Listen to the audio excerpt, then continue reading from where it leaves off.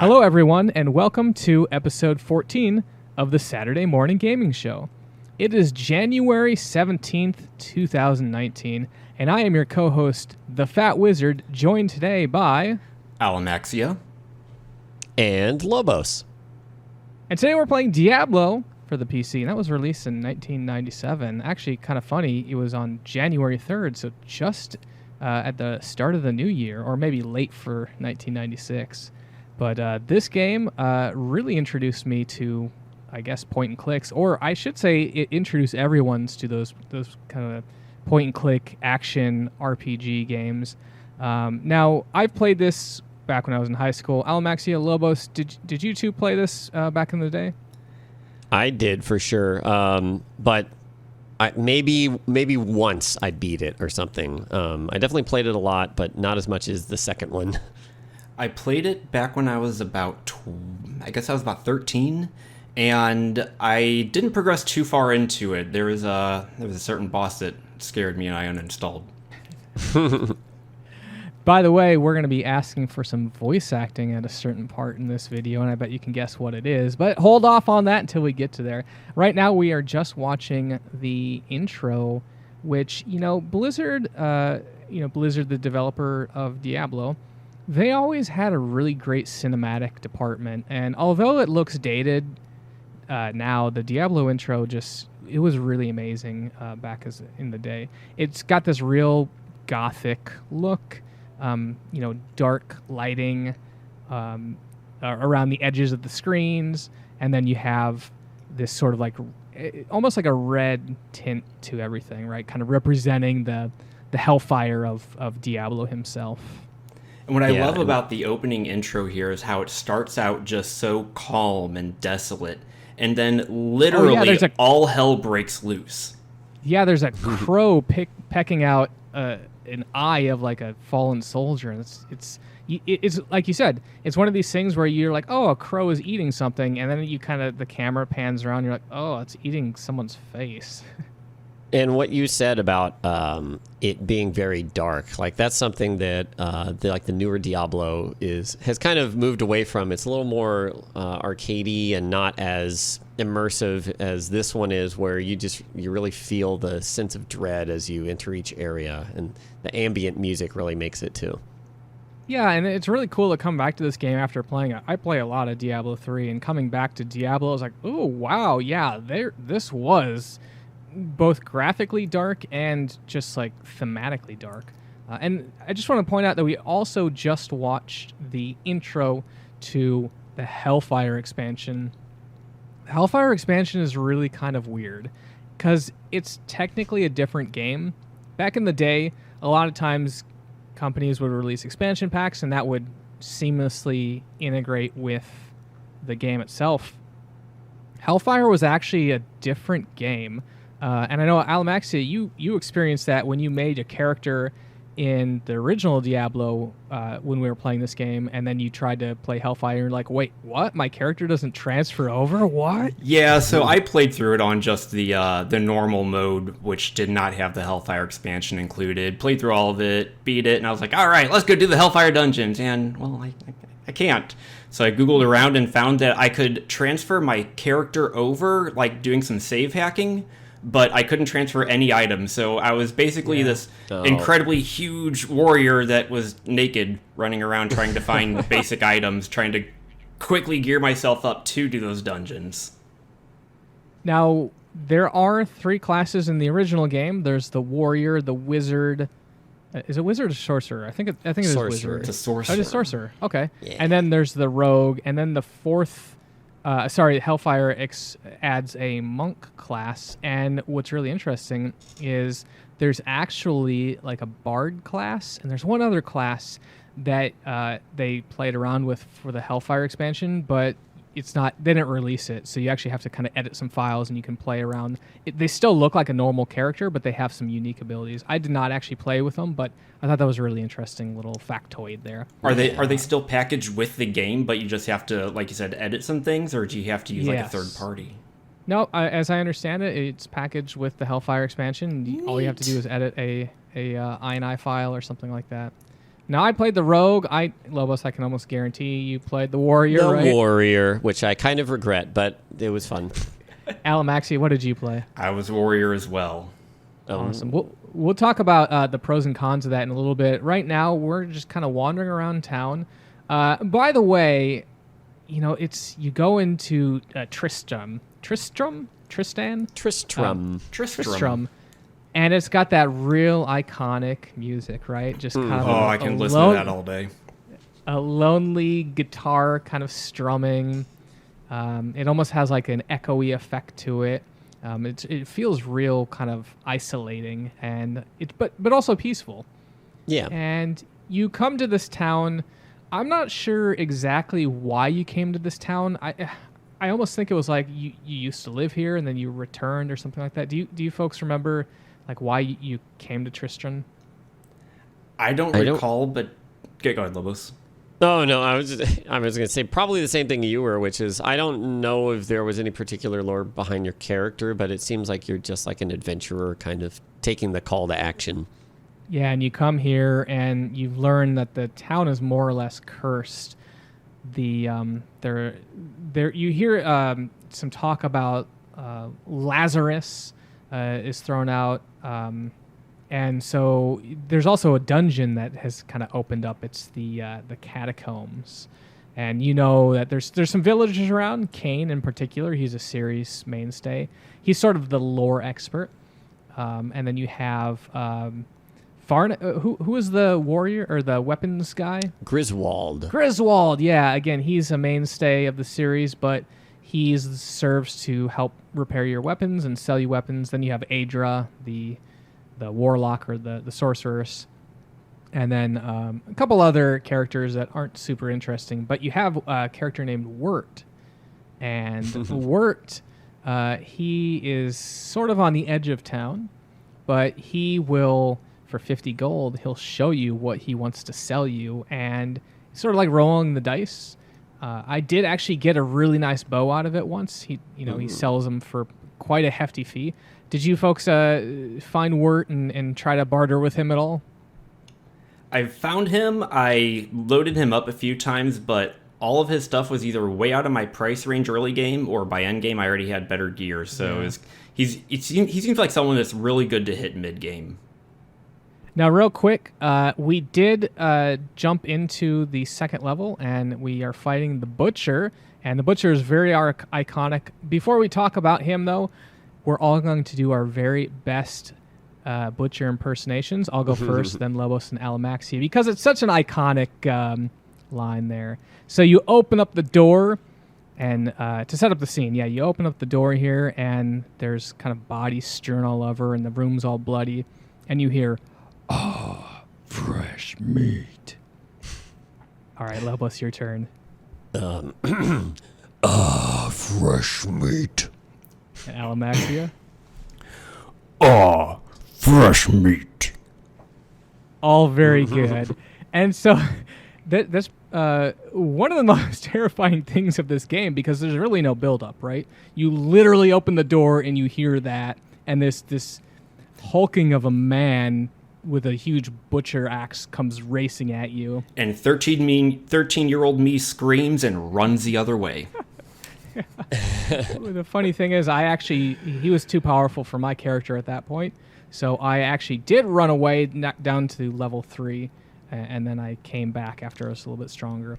And now we kind of jumped ahead a little bit, but let's talk about how this game works. Alamaxia, do you want to explain kind of the basic mechanics of exploring the dungeons and fighting monsters? Yeah, so moving around, everything is really controlled with your mouse. You can play the entire game with just your mouse if you really wanted to. Left click moves you around the world, you left click to move where you want to, and right click will let you use an ability that you have equipped, like a spell or maybe one of your class abilities.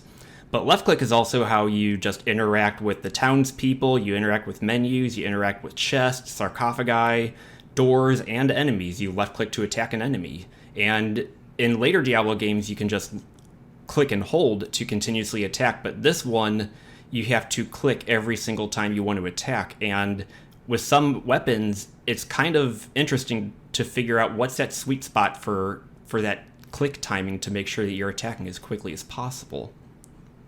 No, I never looked for a sweet spot. I just mashed as quickly as I could. Although by the end of the 6-7 hours I played, my index finger had just quit on me practically. So, tactically swapping between middle and index finger, though. No, that's smart. That's big brain strats.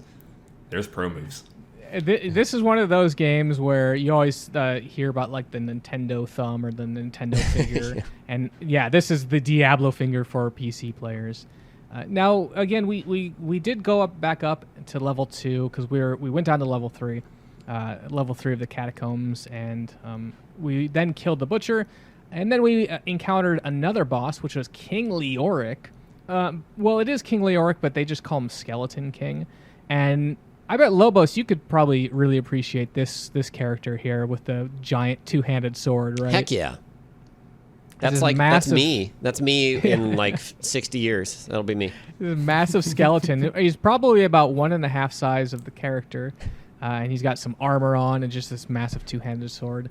And this fight is pretty cool because you are in an arena with him, and there's tons of other skeletons, and he will raise skeletons from the dead.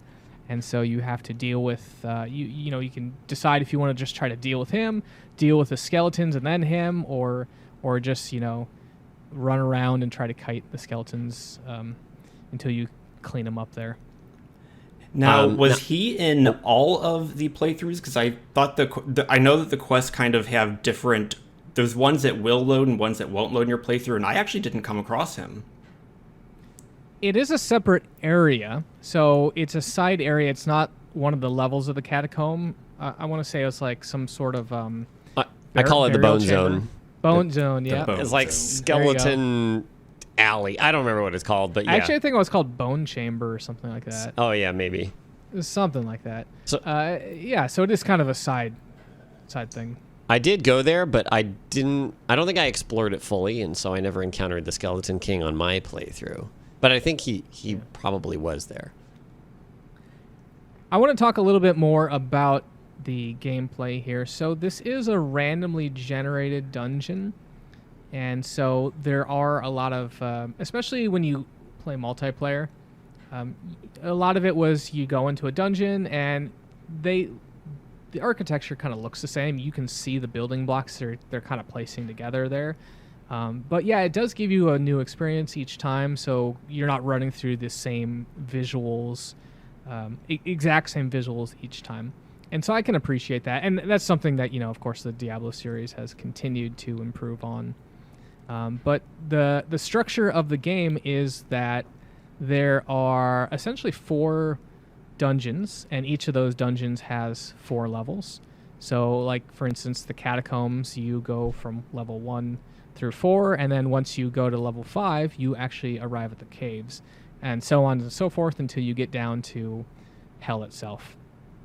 As you're traversing the areas, like Alamaxia pointed out, you are clicking around to shoot the monsters, but the monsters, they do operate on sort of like a grid-based system, as do you, and so it's not free-form movement, which is advantageous if you're able to, say, open up a door and then stand right in front of that door, and so that means only one monster can really get to you. Mm-hmm. Now, Lobos, you had mentioned that you had sort of questioned your decision to take on the warrior class here. Was it partly because you have to get in their face to attack them? So it wasn't really a problem until we got late game, and they introduced a ton of caster enemies that all they do is run away from you, and if you get in melee range, they teleport away. And you just have to go through so many potions, chasing one at a time, going, I'm going to kill this guy. Yeah. And there's just hundreds of lightning bolts or fire bolts flying directly at you. It's just like a bullet hell game, and you just have to... I just had to eat all the damage. I did get some resist gear, but even with that, I think they cap your resistances, and so you just have to get it done. Yeah, again, as the rogue, I have a bow that I can shoot, and so you can really use that to help zone off monsters. But to Lobos's point, yeah, if you have to get up in the monster's face to hit them, anything that wants to run away from you is certainly going to be an annoying thing to kill. So, of course, we had the rogue, which is your ranged archer. You have the warrior, which is get up in your face, and then you have the the sorcerer, and that can cast spells with mana. One of the things I really enjoy about Diablo was that as you level up, you can choose to put points in anything you want. So you may start out as a warrior, and then you decide, hey, I'd like to be able to cast some spells. Did either of you, as warriors, pick up any spells or any points in magic to try to play around with that? I did enough just to be able to cast Town Portal, because I got tired of leaving town without a scroll. Yeah, by the end of the game, I was just stubborn, and I was like, no spells, no spells. But I could have had several spells learned, including Town Portal, which would have made my life easier, but I just decided to to go with it. Be a melee boy. So one of the great spells that I picked up was the healing spell. Mm-hmm. And, of course, that allows you to, instead of using healing potions, which inventory space is sort of a premium. There's not a whole lot of it, so you don't want to stack up too many healing potions because then you can't pick up all the sweet loot that you want to. Or if you do, you have to keep traveling between the town and the dungeons to sell it. But, yeah, if you're able to use like a healing spell there, you can sort of use your mana to convert to your health. Now, one thing that I actually found early on in the game, sort of cheating, but I found a staff of healing. And so what I would do, you have to equip the staff. So what I would do is I would take off my bow. Like, let's say I finished a combat bout and I had half my health left. I would take off my bow, equip the healing staff, heal up to full, re-equip, move on to the next combat. So it's sort of tedious, but it was very efficient. I don't know if you folks, kind of took any staffs or anything like that and used them. I didn't use any staves, but I did actually have the healing spell at one point. At some later point, I didn't have enough mana to cast it because I guess I had plus attributes on a bunch of my things that got me enough magic. Okay. So I was using the healing, but like you said, mostly like kind of an in between combats. I would be like, all right, I don't have to use a potion here. Cast a spell, and then that'll save me, a little bit of effort in the long run. Maybe having to go back early or something. Yeah. Now, a little bit ago, you saw me die. Did any of you guys die? Yes. No, not at all. No. So if you look at my character linearly, they never die because when you die, you have to load the game. Yeah. So that character he was the best. How many of you guys lost a level or more of progress because you had forgotten or didn't know that you had to save manually? I actually didn't. I was saving constantly, almost every fight. But I did lose like one room of progress, which in the later levels with the melee character trying to take out these casters was very annoying. But so I lost some progress. One night I was playing and I was just kind of zoned into the game, really going at it, and accidentally died and went from level 13 back to level 10. Ooh. Dungeon 13 to dungeon 10.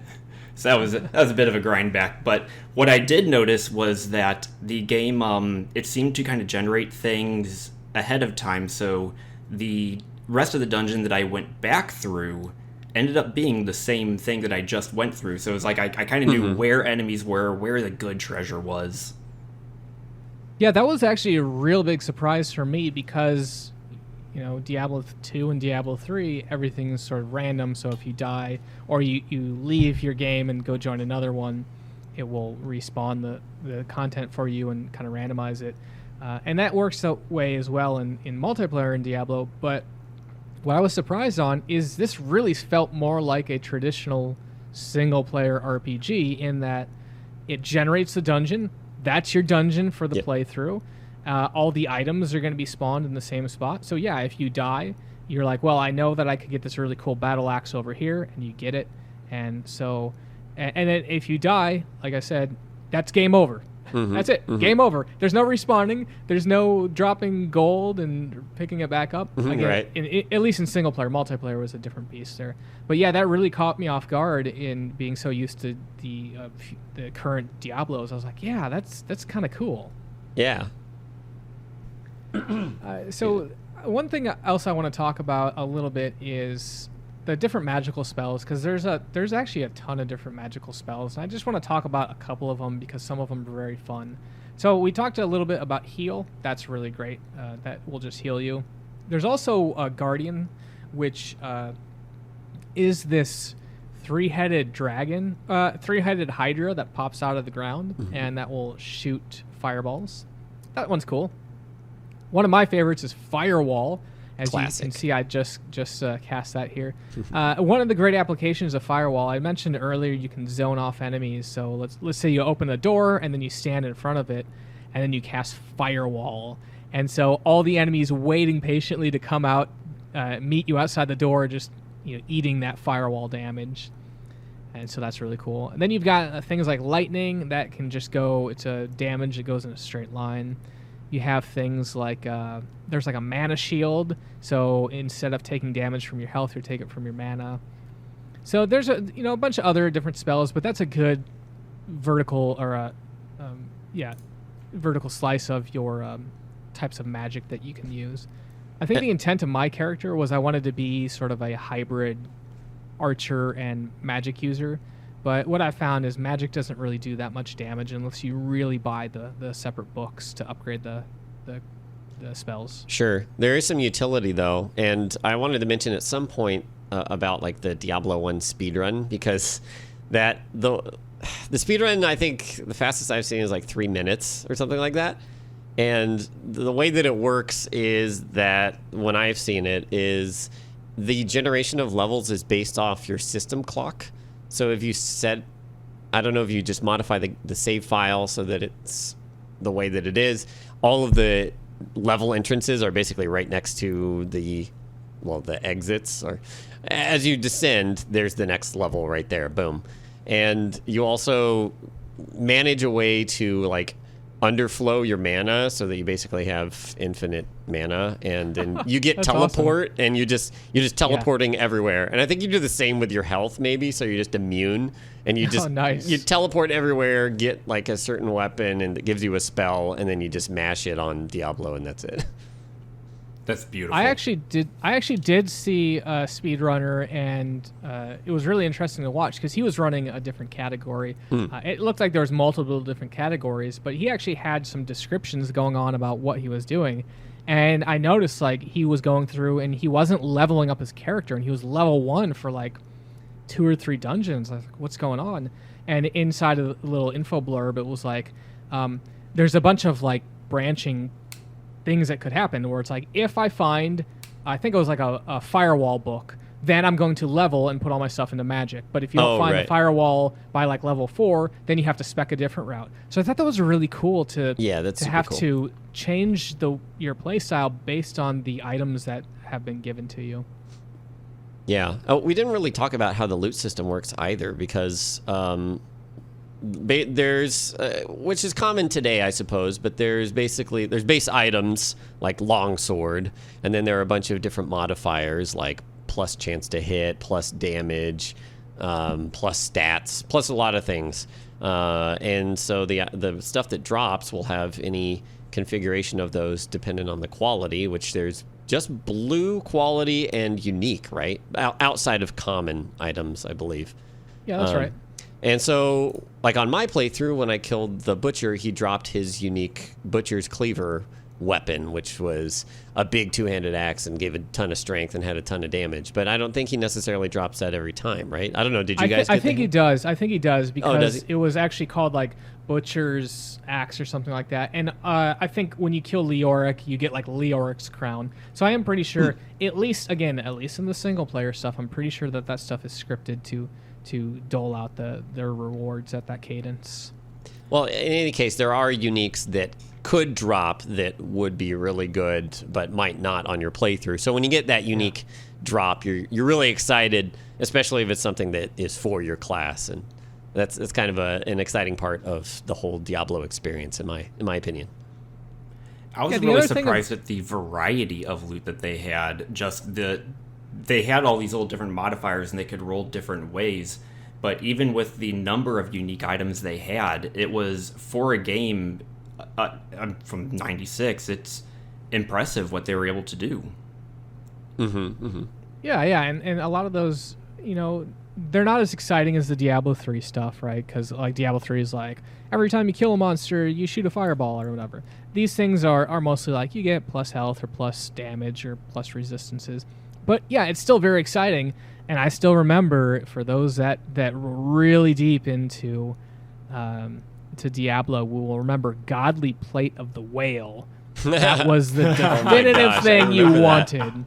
And the way it works is all the items are given a prefix and a suffix. And so I think Godly was plus armor, and then Whale was plus hit points. And so what you do is you wanted to get a Godly Plate of the Whale. And even on those prefixes and suffixes, it would have a range of stats. So it's like you may get a Godly Plate of the Whale, but it's only 150% more armor instead of like 200%. So you're like, oh, I got to get another one. And that's where the loot grind comes in, and it's so much fun. Oh, yeah. And also, when you get loot, here's something that's really crazy, especially rings. Like the little rings that you can equip on your finger. When monsters drop it, you hear the little... Oh, yeah. Ting! And you're like, oh, I hear the ring. But the funny thing is, it's so hard to find because you have to mouse over the actual item. And in Diablo 2 and beyond, they added a thing that you just hold down like the Alt key and all the items will show up. But in Diablo, that's a spell you have to cast. Yep. It's the search spell, and you have to cast it, and it lasts for maybe a minute. And so... it just really goes to show the sort of like accessibility improvements that they added for Diablo 2 over Diablo. But these are things you don't really think about until they're really presented, and you go back to them and you're like, oof, yeah, that's really rough to find. Like you're swinging your mouse around the battlefield and like, I know there's a ring here. I heard it. Just where is it? You hear the ring, and then it ends up being like behind a wall because of the isometric view, and you just have to mouse little circles until you see it pop up, and then you're, oh, there it is. Yeah. Now, did you guys find the jewelry, the rings and amulets, to be just incredibly, incredibly rare, way more so than in 2 or 3? Oh, yeah. The amulets specifically, I feel like those were the most rare. Yeah. I think I found... I had an amulet until like 10? Yeah, I don't remember when I got it. There's one amulet from one of the quests. Is it the... It's not the anvil. That's where Griswold crafts you a weapon. But one of the quests gives you a unique amulet. And then outside of that, I found 2, I think, in the whole playthrough. And it was just... But yeah, but they ended up being very good, so... So we're actually trucking along quite well on these dungeons. We've actually completed the catacombs quite a while ago, and then we moved on to the catacombs. Wait, no, the crypts, right? No. What's the first one? The first one's the crypts. The second one's the catacombs, right? And now we're in the caves. Yeah, now we're in the caves. And what's really cool about this is you could start at the crypts and start at level 1 and go all the way down to like level 16. But also... they introduce shortcuts back to town, and so when you open up the caves, there's a previously inaccessible section of like a bunch of rocks that you can now walk into. And so I think that's cool because you can just like, I'm going to go back to town, and then you just kind of walk into the new area which has been unlocked. And but actually, hot on the heels of completing the caves, we're actually now in hell.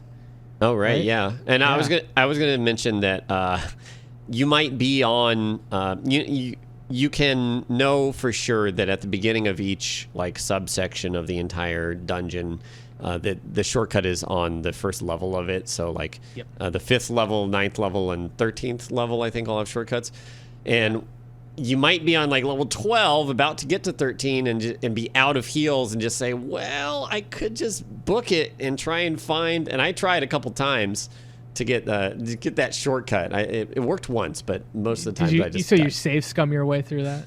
Not necessarily save scum. I just made a save and then just tried to rush it once or so. And then I was like, okay, I didn't find it. Let's go back. Well, I always kept 2 town portal spells on me at all times. And the reasoning being... and I think someone in our Discord actually commented where they used up their 1 town portal spell and then forgot to buy another one, and then they went back down to the dungeon, And then they're like, oh no, I have to go all the way back up. But that's why I'm like, you always got to have 2, because if you do that once, at least you got your backup. And once you notice that, then you immediately go back into town and you buy some. So yeah, I always had town portals on me, but it sounds like Lobos, you were kind of rolling risky there. No. I always had town portals, but like I said, you could get to that point where you're like, I need the town portal, or I can jump into the next level and try and find the checkpoint real quick, just so to save that, and also, just save that time, I guess. Well, like I said, we're in hell now, and this is the first time I really felt the monsters were tearing into my funds to buy healing potions, because these blood knights, you're introduced to these blood knights, these hulking armored beasts with a shield and a sword. They hit so hard, and again, I didn't have great armor, but I was doing okay in other areas. But yeah, they were chunking like a third of my life every single hit.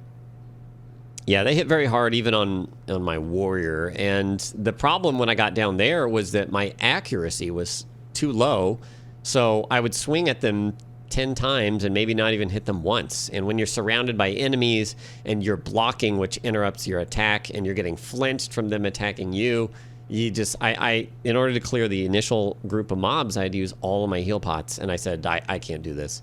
And it was at that point that I decided, hey, let's go try the Hellfire quests, which are side quests.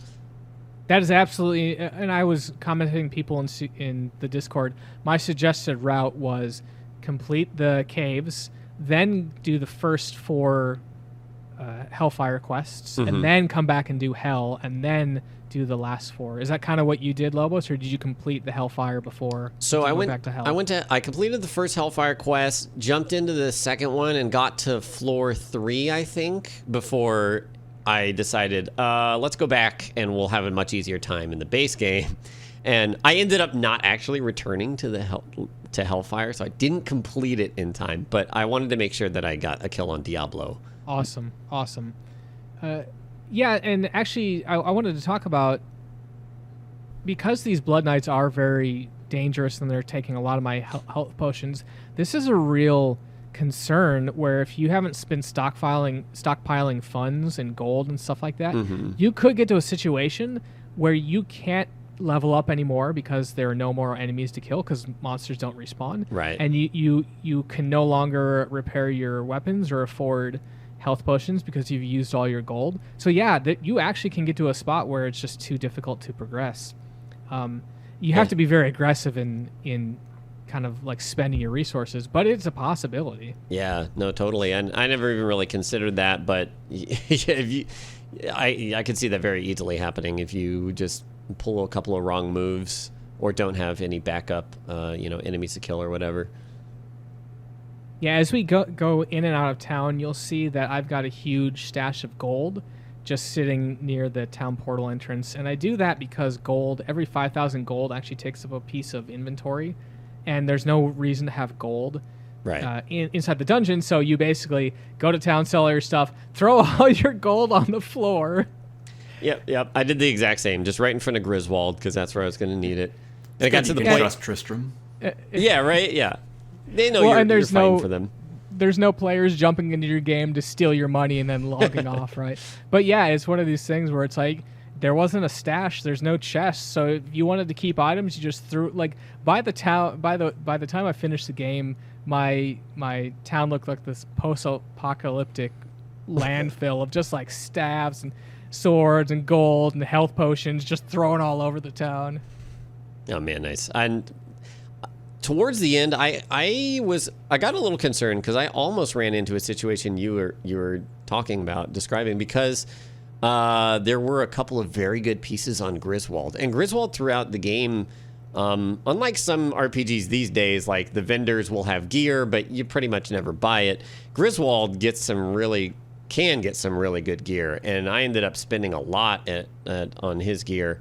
To the point that I almost got completely out of gold. But I was really powerful, so just killing some of those high-level mobs, I was able to get a lot of gold back and sell some of those drops. I did start getting to the point where I was like looking at how much gold each monster was costing me. It was like, okay, it took two 2 health potions to kill 4 of these guys, and I only got 100 gold out of him. I'm like, oh, that's not sustainable. Yeah. but Maybe regular heal pots. And the items later on in the game, they really did start to sell for a lot more towards the end, I feel like. Yeah. There was a point where I did go, okay, I no longer have to worry at all. Yeah, as long as you reach a certain power point, you can handle enemies. It's just whether it's too much trouble or whatever, and get some kills. Again, you can kind of kite. The AI is not super intelligent, so you can sort of wedge them into a corner or bring them along a hallway. Like a lot of times what I would do would I'd go into an area and sort of aggro them, and then I'd run around the corner, and that would give me, they would kind of filter in one by one, right? Oh, yeah. And so that you basically, you don't want to run into an arena, especially if they're projectile shooting creatures. You don't want to run in there and let them all just kind of mow you down. Yes, though I will say, I think the 15th level of Hell, right before you get to the last one, it's just full of caster enemies, these succubi enemies that also throw projectiles. And as a warrior, my only choice with my gear at the time was just to run through the entire area and find the quest items that you have to obtain there to open a portal, and then you fight the what was his name? Was it Archduke or Lazarus? Yeah, Lazarus. I actually, we just picked up Lazarus's staff here. Right. But that's not from killing Lazarus. Then you bring it to Cain, and Cain's like, "Oh, okay, I got some stuff to tell you. Sit down. Let me talk to you about Lazarus." And I guess you find that he kidnapped Albrecht, which I think is the son of the king. Leoric, right? Leoric, yeah. You get the idea that Lazarus was sort of this mastermind who manipulated Leoric and more or less corrupted the Tristram. And so you get sent to a quest. You must go kill Lazarus. Yeah, you take the staff back, and after you have this conversation with Deckard Cain, when you return to level 15, then there's a portal open, I believe, that will take you to Lazarus's hideout, if you want to call it that. Yeah, let's call it that. Sure.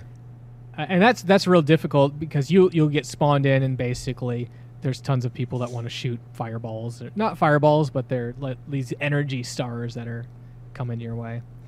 And so that one, we haven't got there yet, but I actually do run away. The best strategy in Diablo is just run away. Let them come to you. Don't ever go to them. Yeah, and that level 15 and this Lazarus fight were absolutely the worst thing. And that was a point where I was like, I should not have picked warrior. This is terrible. Because the boss himself, Archduke Lazarus, he'll teleport if you get within, say 5 to 10 feet of him. But if he's casting a spell and you walk up to him in the middle of that, you might be able to get a hit off. But as soon as you hit him, he'll start to teleport away and he becomes immune to damage. And so what you have to do is basically get him to back up into a corner. But they designed his room in such a way that they put these little torches so you can't corner him because he'll just teleport around the torch and you can't stand in a spot. It was crazy. And then the problem with that was I was backing him out through the rest of the area, and then there were these succubus enemies that all did the exact same thing by teleporting away and or backing up. Yeah. That does sound like a nightmare. Yeah, it's funny. I didn't experience any of that because I was shooting them from range, so that's really great. I'm jealous. At one point, I had the Benny Hill theme playing in my head. Yeah, seriously. Alamaxia, did you have similar issues? Oh, yes. There was... I was chasing probably the same succubi around a room for about 5 minutes because she just wouldn't stop running just out of my melee range. And it was before I got a better weapon to get that better hit, too. Once I had the better plus hit, put a few points in dexterity, I was more so hitting things first or second swing at them, so things were going down a little faster. But it was definitely very much a cat and mouse. What's funny is it's really hard to do that to enemies when you're in melee range, because if they start hitting you and you try to run away, it actually kind of warps you back to them. And so it's like you're almost getting stun locked. I just run away, and this monster's like, no, you ain't going anywhere, son. You're here with me. And Yeah, so they can be flinch challenging. you, and it pulls you back towards them. And depending on how much armor you have and how many enemies there are, they could do that several times in a row and just kind of wipe you out. Yes, you got to make sure to always use your healing potions sooner rather than later, because sometimes it's kind of a tight window. At Now, what point did you guys switch completely over to full healing? I think it was about the caves for me. I don't necessarily remember what time of game it was, but it was once I got around like 150 health. I was, the lesser healing pots were maybe a third of my health, a quarter of my health, and I was like, that's not enough. And usually, I will prefer avoidance to health amount in RPGs, because the less damage you take, the less you have to heal, and you don't need as many potions. But because they provide you with a full heal potion, doesn't matter how much health you have, so the more health, the better, Exactly. When you're buying health potions from the merchant, the normal health potions are 50 gold, and the full health potions are 150 gold. So as long as you're... and there's no cooldown between potions, so you could conceivably spam, as long as you can click fast enough, spam the small health potions. But yeah, it's one of these things, if your health is high enough that it's just more makes more economical sense to get the full health potions. Yeah. Now, we just killed Lazarus. That was kind of a crazy fight. I did want to note that when we walked in there, it actually went to a little FMV, which was kind of cool. Yeah. And then you're teleported back into the game, and there's 2 special succubi there. They're named creatures. We can talk about named creatures in a bit. And then there's tons of people just shooting fireballs and stuff at you, so you just have to kind of hightail it out of the room. But who wants to really talk about the special creatures and how those work? So the special creatures, there's different named ones, and a lot of times the named creatures will be around just a large army of other similar creatures. Like if it's a named succubus, there's going to be a whole lot of succubi around her. If it's a named Black Knight, it's going to be a whole lot of Black Knights around him. And a lot of times they have these added affixes that give them additional resistances or immunities. Like you might come across a mob that will be completely immune to fire, and if you're a sorcerer that's been specializing in fire, well, he's maybe not someone you want to fight right now.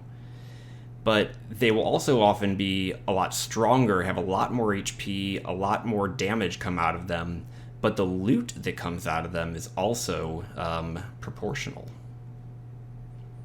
Yeah, and I'm not sure if it was due to the suffixes that were placed on the creature, but it always seemed like they had a little bit more light to them, so they sort of like made the area glow, so it really stood out as this is an enemy that you're going to want to take down, but is also very powerful. Or they're a slightly different color. Yeah, I was going to say they're usually palette swapped, so they're noticeable, and you're like, oh.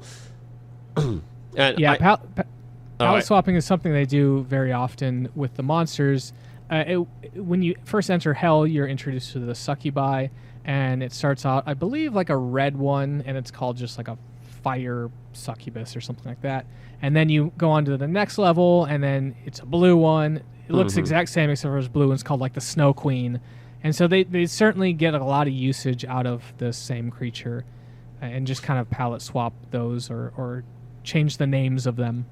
Yeah, and I wanted to mention how even the regular enemies that you encounter on a given level, I believe, are randomized, because I had 2 levels of these zombie enemies called Black Death. I don't know if you guys had those, but my Twitch chat informed me that upon them hitting you, they permanently reduce your maximum health by 1 each time. What? Yep, and I didn't know that crazy. at first. I confirmed it too. I was like, all right, I have 116 HP, and then I came out of a fight and I had 113. I was like, oh no.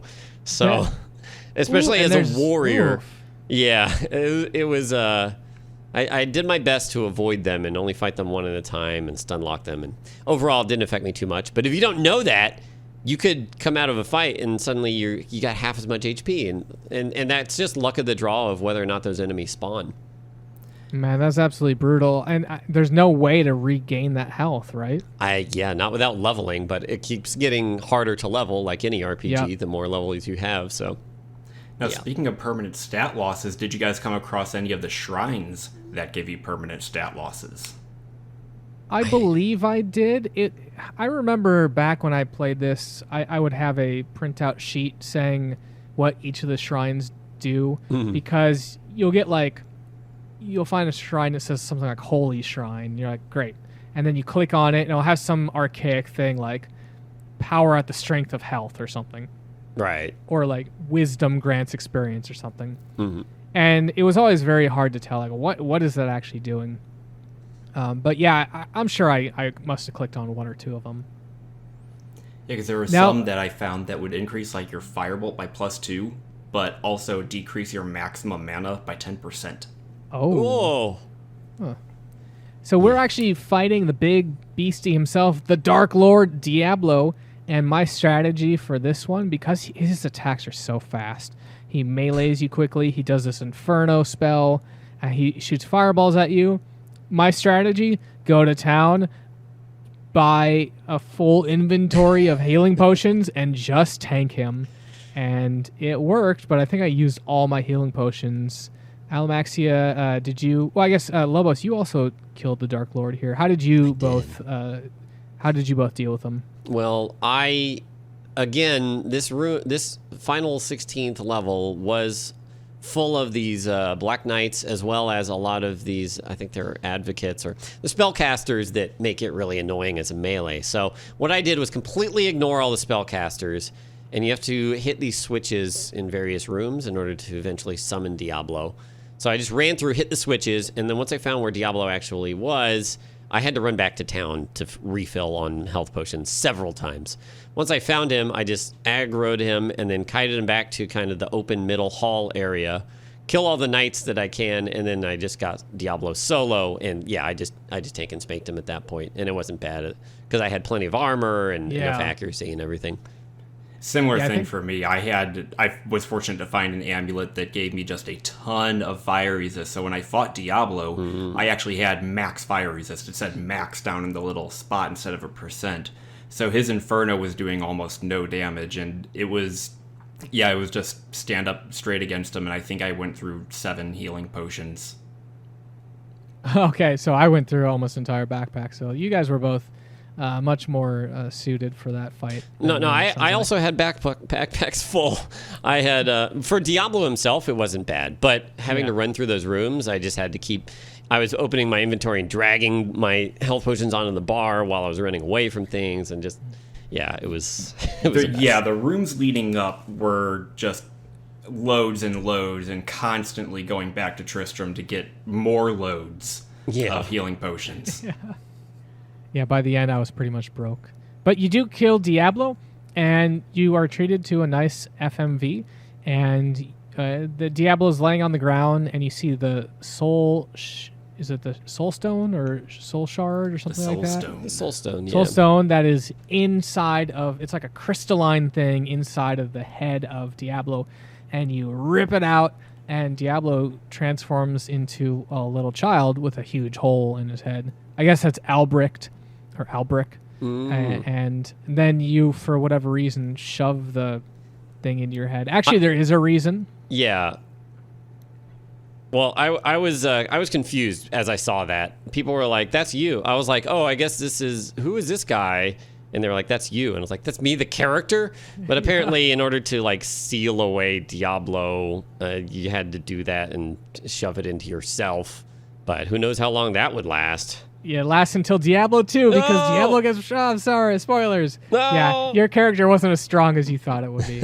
So we are about 49 minutes in. We've finished up Diablo here, and then I wanted to check out the Hellfire thing. Again, Hellfire is a very weird expansion. So it wasn't made by Blizzard itself. It's like they were a company was contracted out to actually make this game. And it's so weird because it's like alien bugs invade Tristram. And so there's actually one of the dairy farmers is like, hey, here's a bomb, go blow up this like mound, and you blow up this mound, and you find out it's this alien hive, and it's just at least the first 4 levels just did not feel like a good Diablo game. Lobos, I don't know if you noticed that, but it feels way off. You know, I mean, from being very experienced with video games and various expansions, I can see how this just became the expansion. They're like, oh yeah, just, you know, take your game and add some levels of your own that are more of the same. And to a point it is that, but also you've got, the enemies aren't all necessarily demons. There are weird alien things, and the levels are just kind of, I don't know, they don't feel really really thought out at all. They're just actually, I think the idea is they're aliens from space, and we'll talk about that a little bit later when we kill the end boss here. But yeah, the enemies don't have a lot of them don't have hit reactions, or they don't have noises. So a lot of times, to get that real good player feedback in Diablo, as you're shooting or hitting guys, you'll hear them go like, and you're like, yeah, I'm doing well. and you kind of stun them. But with these little creatures, they make no noise. So you're like, am I hitting you, or what is going on here? And it's really jarring. It just didn't feel quite as polished as the other Diablo sections we just finished playing. Yeah, but you do find some lore bits in here though, that I don't remember if they pertain to the base game or just to the Hellfire content, but if I'm being honest, I didn't glean most of that information. So yeah, there is a little bit of lore, and I think most of the lore we're going to see in the final 4 dungeons here, and we'll talk about that when we get there. So yeah, your objective here is go kill, I think it's the Defiler. We'll find it in a little bit. But in any case, the difficulty is really weird because if you complete Diablo, if you complete the Hell, and then play the Hellfire expansion is so easy. Like, I walked through it. People weren't hitting me. I wasn't really taking any damage. And in fact, I don't think I gained a single level on any of the Hellfire stuff, just to give you an idea of like how low level the creatures are. So I really think this was intended to be played before you kill Diablo, because once you kill Diablo, it's game over. It's like you hit the end and there's no like resume. Right. I want to play more. It's like, no, you can load an earlier save file if you want to play more. But yeah. So I think when I jumped in here, right, having gotten to Hell in the base game, because I was having difficulty there, the first 2 or 3 levels were pretty easy for me. So it seems like sometime in the caves you would jump down here and it would be about equivalent level. But the gear that drops is like Diablo like level-esque. So because I started getting some huge loots out of here, which ultimately helped carry me to kill Diablo. I don't know if you guys experienced that or if I just got lucky. I don't think so. I had pretty good gear because I was using some of the special gear that was dropped from quests. So a lot of that stuff was kind of hand-built, not randomly generated, and it just worked out well for my character. So I didn't really get any upgrades in loot there. Well, one of the main problems I had was when I got to Hell, I had about 87% accuracy, which people had said that 110 is around good for there, because I was just missing so much. But yeah. I found a blue sword that just dropped randomly that added like 90 accuracy on itself. So I jumped up to 160 accuracy, and then I was set. All right. Yeah. Nice. We just killed the Defiler, so that was like this. It almost looks like a centipede that's standing and walking on 2 legs. Right. So we just, and they have some ability to communicate to you through telepathy, and so the bug is kind of like, "Why are you here?" or whatever. Anyway, you kill it, not a lot of fanfare, and then you get a map that says Cathedral Map, and you click on it, and there's a little icon. Or you open up the map, and there's some words that say like "Put me here." Yeah. And it has a location. And I actually didn't know what that meant. And in fact, I'm pretty sure that when I played through the Hellfire expansion originally back in high school or whatnot, I actually didn't know that there was 4 more levels. So I completed those 4 levels. I was like, that's it. That's weird. And so this, I'm like, I'm pretty sure I would have remembered this. And so you go into the crypts. This is your final 4 levels. And I think, Lobos, did you say you got to some of this stuff? I got to level 3 in here before it got a little too difficult. So then I went back to the base game, and then I just didn't return. So okay. There's some actually interesting things that they did. So one of the things we're looking at now is called the Cornerstone of the World. I guess that was added because people wanted to be able to transfer items from character to character locally. And so what you would do, apparently, is you drop an item on the Cornerstone of the World, and it had some lore, like, oh, this thing, like, breaches time and space or something like that. Whatever. Of course. And then you can go on your other save file and pick up that. That's it also awesome. adds the concept of runes. And runes were like little traps, consumable traps. You throw them on the ground. It's like a fire rune. And then if an enemy steps on it, it does fire. And then they also added these oils, which are actually really cool, like oil of dexterity, or I think there's a couple other oils. There's like oil of speed. sharpening that would permanently increase a weapon's max attack by 1, which was really cool. Yeah, those were really great. So whenever you pick up one of those, I think that was one of the coolest things of this expansion. There's also, not from Hellfire, but there's elixirs. I know Alamaxia, I had mentioned elixirs to you. Did you pick up any of those? I ended up spending about half my fortune on those because they helped me out so much. How about you, Lobos? Yeah, I found some, and then, the, what was his name? Pepin. Both Pepe and Adra will sell. Yeah. Oh, okay. I those. didn't see them on Adria, but I knew that Pepin, the healer, did sell them because I accidentally bought them once, and I was like, "Where did my gold go?" Because I was just clicking frantically to buy potions, and then I was like, "Where? What? Oh, I see." So yeah, but those are nice because they're just permanent stat upgrades, and that's super helpful. Yeah, I would usually spend all my money on them regardless because it's like, more health or more chance to hit. Nothing to shake a stick at, especially they cost $5,000 each, I believe, and that's a sizable chunk of money. I think by the time I finished, I probably was able to afford, like, let's say 30 elixirs, but those are substantial to really help boost your character. Now, Lobos, we're looking into that lore that you were talking about. There's a couple books that are scattered around, and what you find out is there's this evil. Again, I'm not sure where the evil came from. It doesn't really seem to be tied with any of the traditional evil gods. Like you have Diablo, Baal, Belial, like those type of things. It's just like, here's a random dude. But you find out that this wizard or whatnot was trying to seal away the evil, and he gives you a combination. There's when you get to the boss, there's a room there. And there's a switch, and there's 3 books.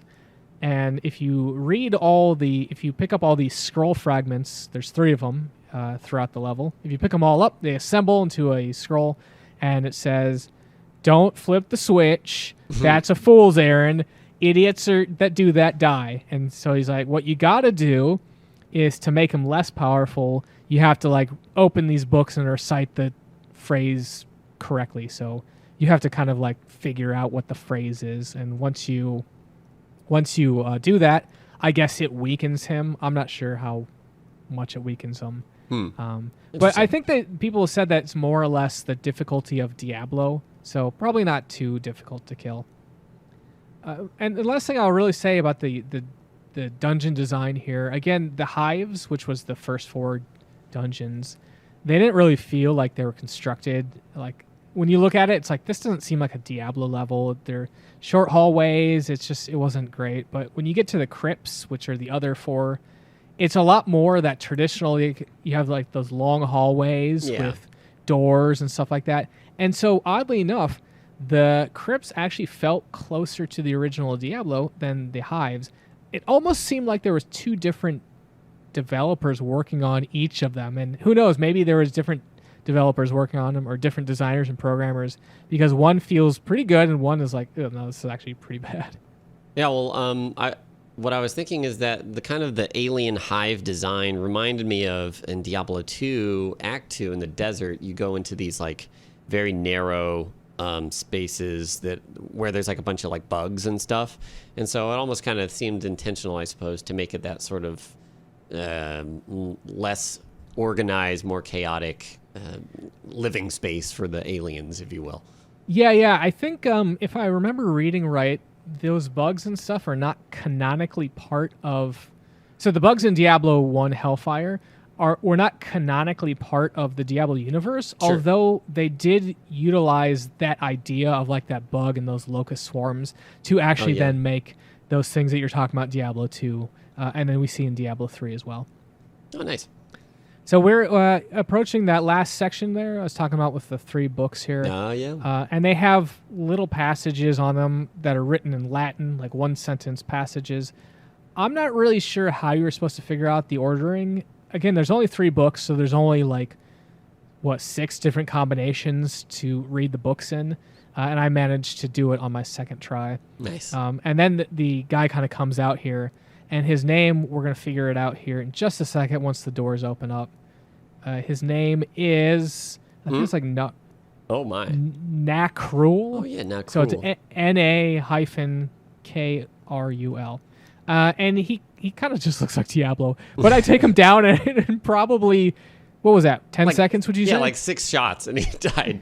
Yeah, so it was very little fanfare. So like when you kill Diablo, there's a nice FMV that happens, and then that's game over. But when you kill Nakrul, it's just like, cool, he drops some items and keep playing or something. Yeah. Nice. So there you go, Diablo and the Hellfire expansion completed.